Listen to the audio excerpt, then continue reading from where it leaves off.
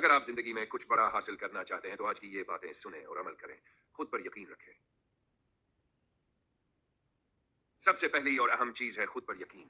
اگر آپ خود پر یقین نہیں کریں گے تو کوئی بھی آپ پر یقین نہیں کرے گا. یقین آپ کی سوچ کو طاقت دیتا ہے اور آپ کو ناممکن کو ممکن کرنے کی ہمت دیتا ہے.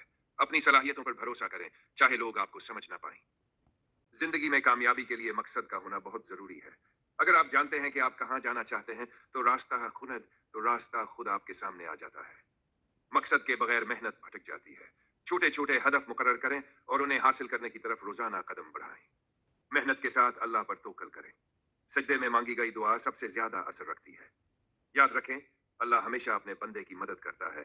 بس ہمیں کوشش کے ساتھ دعا بھی کرنی ہوتی ہے. جب مشکلات آئیں دعا کریں اور دل سے یقین رکھیں کہ اللہ کے فیصلے ہمیشہ بہترین ہوتے ہیں. سوچنا کافی نہیں، عمل کرنا ضروری ہے. ہر دن چھوٹے چھوٹے اقدامات کریں چاہے وہ بہت معمولی لگے. روزانہ تھوڑا تھوڑا کرنے سے بڑے نتائج حاصل ہوتے ہیں. جتنا آپ مسلسل محنت کریں گے اتنا ہی آپ کے خواب قریب آئیں گے.